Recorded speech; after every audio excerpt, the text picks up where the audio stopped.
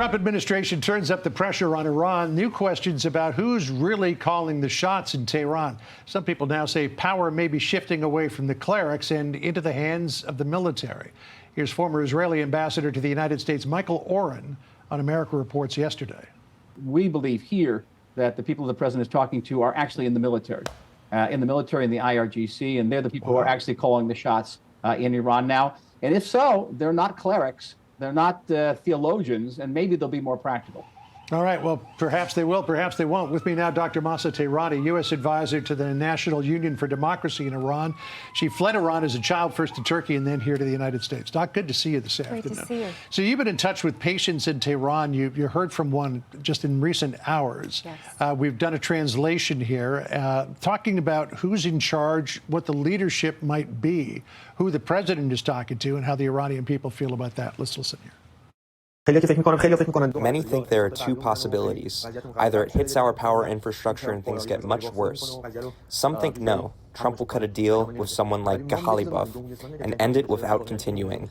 But we know one thing.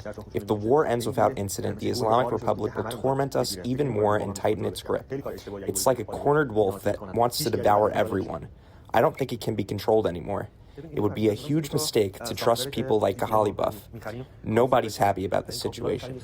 So he is the Speaker of the Iranian Parliament. There was word out earlier this week that the U.S. was talking with Gallup. Then some people said, no, they're talking to Aragchi. Michael Oren said neither one of those have the heft to engage in talks, and he thinks it's someone high up in the IRGC. But the point that this patient was making was that if the president were to leave the regime in place, they think that would be a very bad thing. Yes, John, this is a very common sentiment among Iranians inside and outside. You know, the Islamic Republic, if a deal is struck with them, there is this concern that it may embolden them to just tighten their control internally, which is what we've seen happen in the past uprisings. They've become more repressive, more brutal. And in fact, I get messages saying, we're not afraid of dying. We're afraid of what will happen to us were this regime to remain in place. So they're very concerned, rightly so, about their security, about the dissidents and how they would treat it, how they would be treated after this. You know, I don't know what President Trump is thinking about the way forward in terms of the regime, but I mean, take a look at the Venezuelan model, where a lot of people wanted Maria Corina Machado to be basically declared president, a wholesale eradication of the Maduro regime and bring in somebody new. The president said, no, we don't want to do that. We're going to leave in place Delcy Rodriguez because she is part of the regime. She's still got the support of the military. We're going to work with her. I mean, if that's the model for Iran, would that potentially work for the people? Unfortunately, John, Iran and Venezuela are very different. Remember, it's not just a couple of people. This is an entire radical Islamic ideology, and you can't replace that by changing a couple of faces. The ideology would remain if the Venezuela model were to be implemented. And I do want to clarify, Islamic Republic and IRGC are really the same entity. It's not like, you know, appointing someone from the IRGC is a better thing. These work together as a unified model, and they have all the power of the military, the economy, the internal repressive apparatus. And for the last 47 years, they've thrived on this ideology of hatred and intolerance for the West. That's why the overwhelming majority of Iranians inside and outside don't see any remnants of this regime to be a viable alternative. They really want a clean dismantling of the Islamic Republic with a transition towards a secular democracy, which will then really benefit the entire world. We saw over the weekend, you're talking about the Islamic Republic and what they do. This is a group that has twice now attempted to assassinate a sitting American president.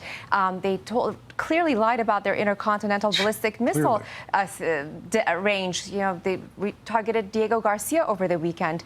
And for these reasons, and of course, they're at an existential threat crisis right now, so they are going to negotiate. But do we really take their word on what they promise us? Yeah, well, I mean, they've never told the truth before. Mahsa Tehrani had a really interesting perspective on where the leadership is right now. She posted this on X.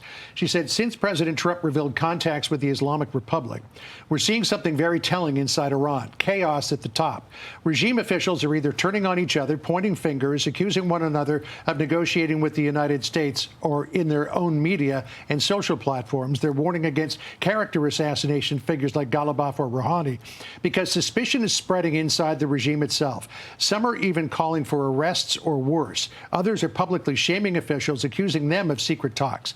This is the atmosphere on the Islamic Republic side of social media. Total panic.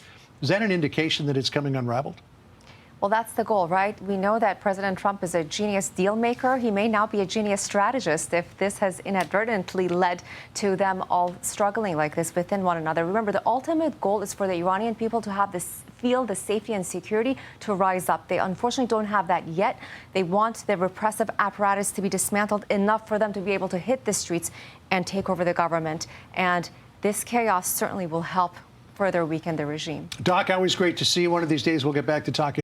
Be sure to like and subscribe for all the Fox News latest on YouTube and catch full shows streaming now on Fox One.